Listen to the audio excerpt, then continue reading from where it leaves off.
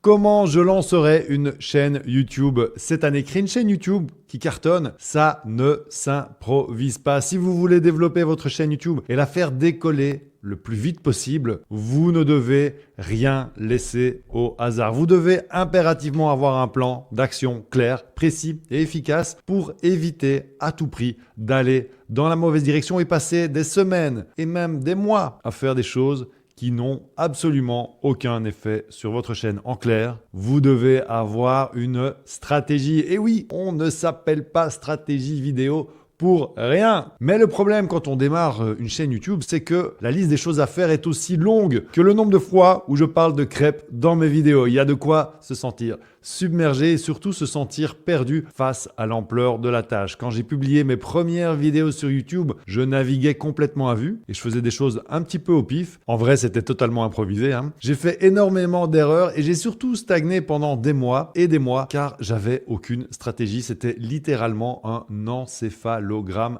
plat. Mais aujourd'hui, grâce aux centaines de vidéos que nous avons publiées sur la chaîne et à toutes les personnes qui ont fait décoller leur chaîne grâce à nos accompagnements, je ne referai plus jamais les mêmes erreurs. Je vais vous dévoiler mon plan de bataille. Si je devais tout recommencer de zéro et lancer une chaîne YouTube cette année, je vais partager avec vous mes astuces pour que vous ne perdiez plus votre temps et votre énergie pour rien. Grâce à cette stratégie en 10 étapes simples et efficaces, vous saurez exactement quoi faire pour lancer votre chaîne et l'emmener vers le succès. Que vous soyez un créateur débutant ou un entrepreneur aguerri, ces conseils sont faits pour vous. Alors accrochez vos ceintures et écoutez bien ce qui va suivre. Vous êtes peut-être impatient de faire vos premières vidéos et de les partager avec le monde entier, mais avant de vous lancer tête baissée dans la création de vos vidéos, il est important de définir de quoi va parler votre nouvelle chaîne. C'est l'étape numéro 1, définir la thématique de la chaîne. Quelle que soit la chaîne que vous allez créer, il est important que vos vidéos traitent d'une même thématique. Réfléchissez-y une seconde. Lorsque vous naviguez sur YouTube, qu'est-ce qui vous attire vers une chaîne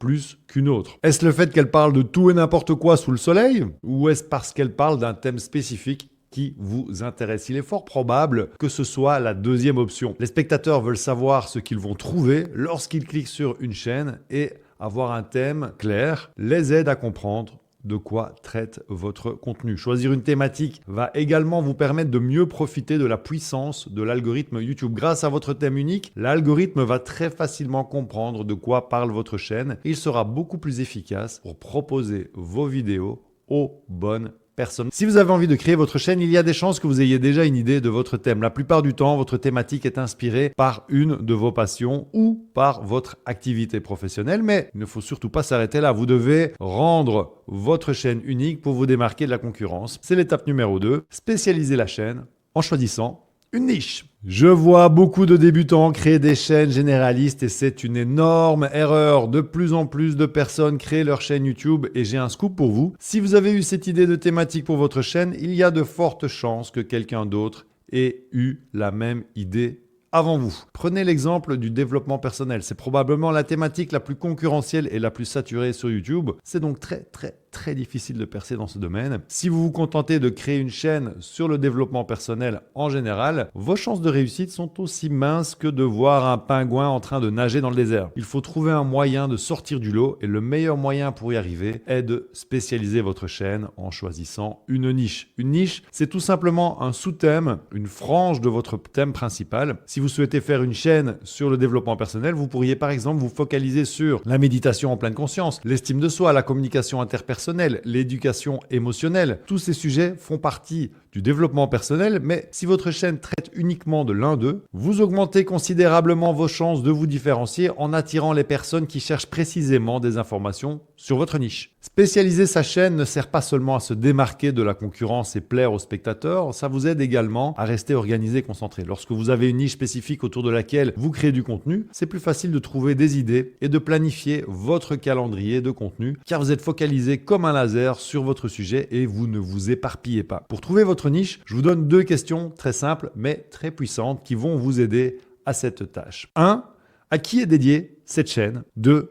Quel problème, au pluriel, ma chaîne résout-elle? Vous avez votre thème et votre niche. Il est maintenant temps d'aller voir ce qui se fait déjà sur YouTube. C'est l'étape numéro 3. Vérifier le potentiel de la chaîne. Développer une chaîne YouTube et faire grandir son audience, ça demande du temps, de l'énergie et du travail. On parle de s'investir dans un projet qui va vous accompagner pendant des mois et des années. Et je suis convaincu que vous n'avez pas envie de faire tous ces efforts pour rien. Et pourtant, sans vérifier le potentiel de votre nouvelle chaîne, c'est exactement le risque que vous prenez. Si vous créez une chaîne de lecture, de notices d'utilisation d'appareils électroménagers, vous êtes sûr que votre thème est suffisamment original et niché. En revanche, je ne suis pas convaincu qu'il y ait un engouement démesuré pour ce genre de vidéos. Je doute pas du potentiel de ce genre de vidéo pour aider les gens à s'endormir en moins de 5 minutes, mais personne ne fera de recherche là-dessus. Même si votre thème et votre niche sont très intéressants sur le papier, vous devez vous assurer qu'il y a de la demande pour ce genre de contenu. Voici quelques pistes pour évaluer le potentiel de votre future chaîne. Regardez s'il existe déjà des chaînes similaires sur le sujet. Combien d'abonnés ont-elles? Combien de vues font-elles en moyenne sur chaque vidéo? Est-ce que les spectateurs commentent beaucoup sous les vidéos? Ou au contraire, est-ce qu'il y a des chaînes qui sont à l'abandon? Qu'ont-elles de différent par rapport aux chaînes qui fonctionnent? Allez, je donne un petit hack supplémentaire. Vous pouvez utiliser l'outil Google Trends pour regarder l'évolution dans le temps du volume de recherche pour un thème particulier. Si le volume de recherche se maintient année après année, comme la recherche vidéo YouTube par exemple, alors c'est un signal très positif pour votre chaîne YouTube. Si le volume de recherche suit une tendance croissante, c'est même encore mieux. À l'inverse, si le volume de recherche diminue d'année en année, voire n'est presque plus recherché, alors il vaut mieux se tourner vers un plan B. Si par exemple, vous souhaitiez créer une chaîne sur la tectonique, désolé de vous décevoir les gars, mais vous avez raté le coche. Grâce à ce travail d'enquête, vous aurez de précieux indices pour évaluer avec confiance le potentiel de votre chaîne. Et bien que ça puisse être contre-intuitif, la présence d'une concurrence est un bon signe. Imaginez que vous êtes un vendeur de glace dans un parc. Si vous êtes le seul vendeur, ça peut signifier deux choses. Soit il n'y a pas assez de demande pour vos glaces, soit vous avez trouvé un emplacement idéal pour écouler tout votre stock. En revanche, si plusieurs vendeurs de glace s'installent dans le parc, ça signifie que la demande est élevée et que les clients sont prêts à dépenser leur argent pour votre produit. De la même façon, la présence de chaînes YouTube concurrentes sur le même sujet que le vôtre est un indicateur positif que le marché est intéressé par le thème que vous voulez développer. Privilégiez donc un thème et une niche pour lesquels il y a un intérêt flagrant. Il ne vous reste plus qu'à ajouter votre personnalité et à trouver un angle différent pour traiter votre sujet afin de vous démarquer de la concurrence et apporter quelque chose d'unique. Si vous souhaitez vous attaquer à un marché saturé comme le développement personnel ou le make money par exemple, prenez encore plus de temps pour travailler votre angle d'attaque parce que c'est indispensable pour se démarquer dans ces domaines ultra concurrentiels. On y est. Vous avez trouvé votre thème, choisi une niche pour vous spécialiser et vous avez vérifié le potentiel de votre nouvelle chaîne. Il reste une ultime vérification, c'est l'étape numéro 4, questionner ses envies personnelles.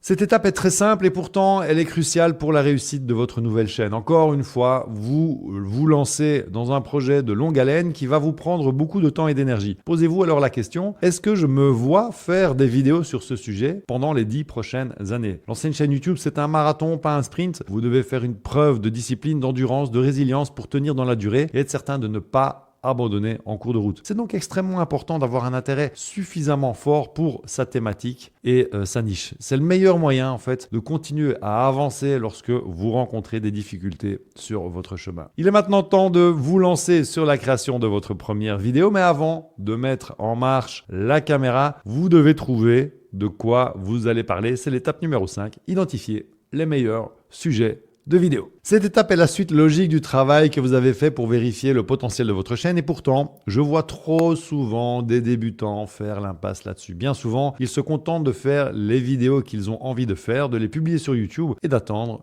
que ça passe. Et non les gars, c'est pas possible ça, c'est pas possible, hein ?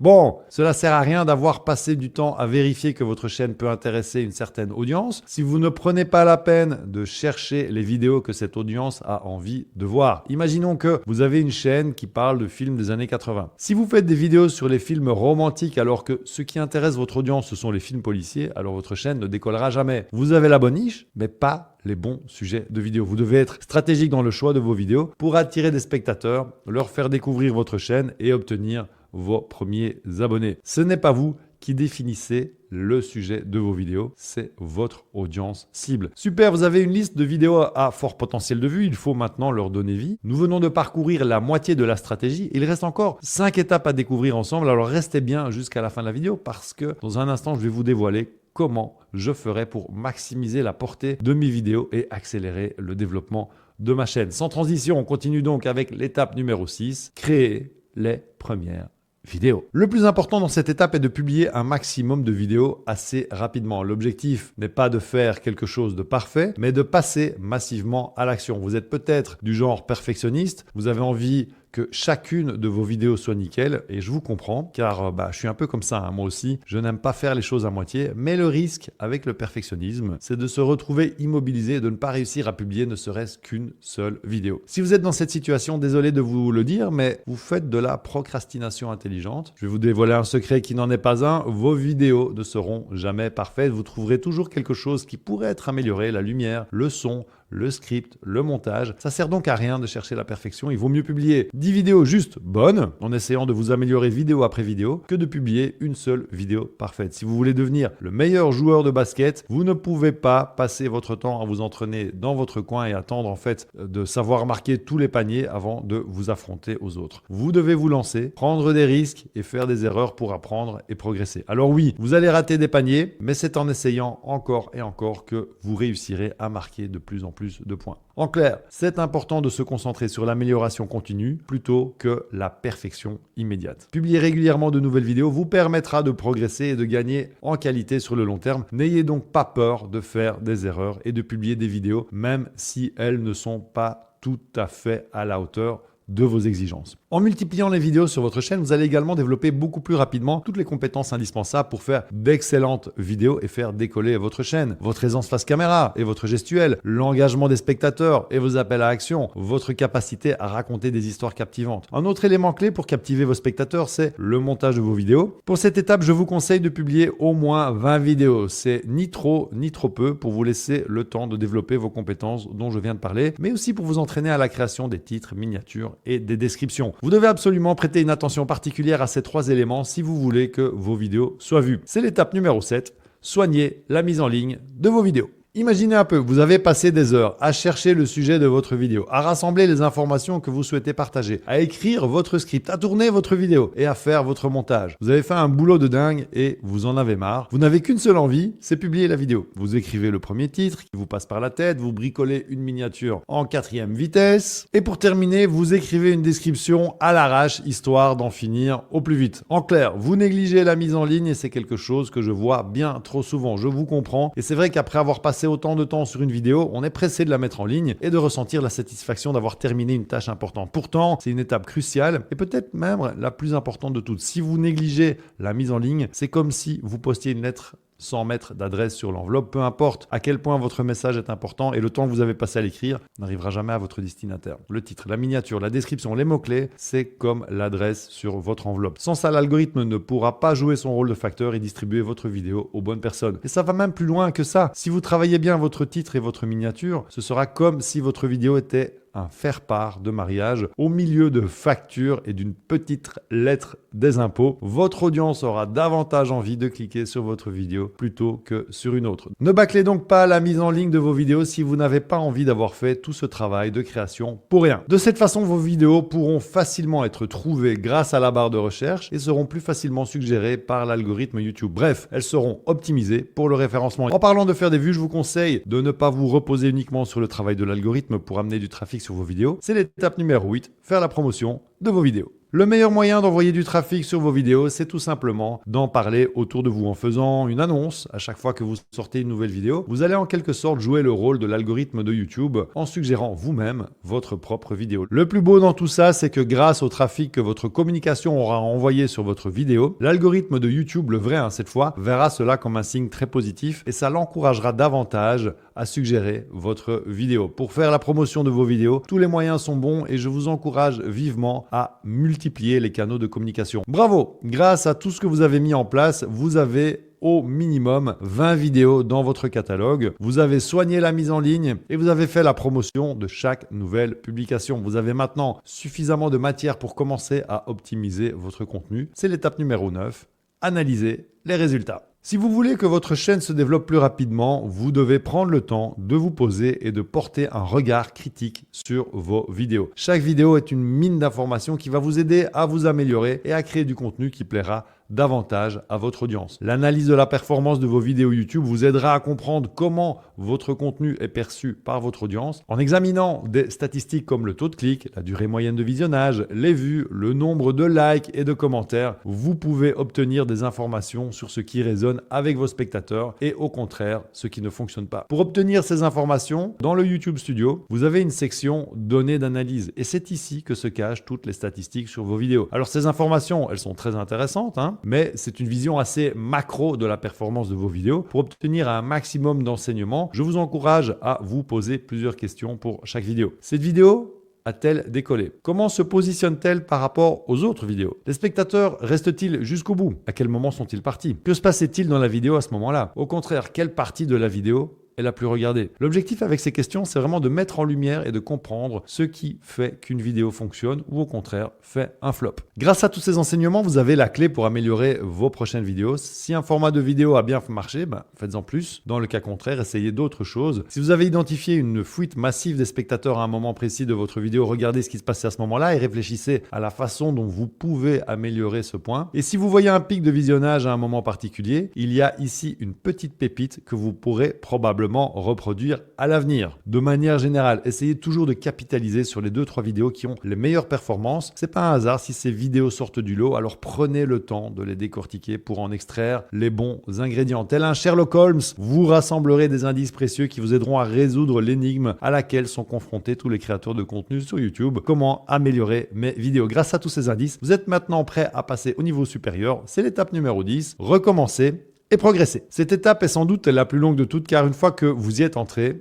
vous n'en sortirez jamais. Comme je le disais plus tôt, la vidéo parfaite n'existe pas, il y aura toujours quelque chose que vous pourrez améliorer. Vos titres, vos miniatures, vos tournages, votre présence devant la caméra, votre talent d'orateur, la structure de vos vidéos, la façon de raconter des histoires captivantes, le montage. Chaque vidéo est donc l'occasion de vous challenger pour progresser d'un pas. Ne cherchez pas à tout révolutionner d'une vidéo à l'autre, concentrez-vous sur 1 ou 2 points d'amélioration à chaque fois pour éviter de vous sentir dépassé par l'ampleur de la tâche. Pour fixer les idées, cherchez à améliorer chacune de vos vidéos de 1% par rapport à la précédente. Je sais, à première vue, c'est une perspective assez déprimante. Mais croyez-moi, au fil des vidéos que vous publierez, vous serez fiers de vos progrès et de voir ce que vous êtes capable d'accomplir. Au fur et à mesure que le catalogue de vos vidéos grossit et que vous vous améliorez à chaque vidéo, votre audience va naturellement se développer. Finalement, c'est le meilleur indicateur pour savoir si vous faites ce qu'il faut et si vous allez dans la bonne direction. Et pour terminer, n'oubliez pas de garder un œil sur les évolutions perpétuelles qui s'activent tout autour de vous. S'il y a bien une chose qui est vraie sur YouTube et sur n'importe quelle plateforme de contenu, c'est que si vous vous reposez sur vos lauriers, alors vous mettez sérieusement en péril tout ce que vous avez construit. YouTube change, votre audience change et scoop de dernière minute, vous aussi, vous changez. Vous devez donc apprendre à suivre le mouvement pour être la personne qui surfe sur la vague et non celle qui se retrouve noyée en dessous. Grâce à votre persistance, votre régularité et à toutes les améliorations que vous aurez mises en pratique, votre chaîne et votre audience vont se développer. Et vous verrez que sans vous en rendre compte, le moment de la monétisation de votre chaîne sera vite venu. Je sais que ce n'est pas forcément quelque chose que tout le monde recherche, mais c'est quand même toujours sympa de gagner un peu d'argent avec sa chaîne, ne serait-ce pour vous acheter du matériel qui vous permettra d'améliorer encore plus la qualité de vos vidéos. Et voilà, vous savez maintenant comment je m'y prendrai pour lancer une nouvelle chaîne YouTube. Comme vous l'avez vu, il y a quand même pas mal d'étapes à réaliser. Rome ne s'est pas faite en un jour et c'est pareil pour une chaîne YouTube à succès. Soyez donc patient et n'oubliez pas que vous êtes là pour du moyen à long terme. Concentrez-vous sur le chemin et non sur la destination car la route pour développer votre chaîne sera longue. C'est en suivant les étapes l'une après l'autre et en vous améliorant un peu vidéo après vidéo que votre travail payera et que les résultats viendront d'eux-mêmes. Il est donc plus que vital de prendre du plaisir dans ce que vous faites au quotidien pour votre chaîne si vous voulez être encore là dans 5-10 ans avec la même énergie qu'à vos débuts et ainsi vous donner toutes les chances de voir un jour votre chaîne cartonner. Finalement, c'est peut-être ça l'étape la plus importante. À bientôt. Ciao.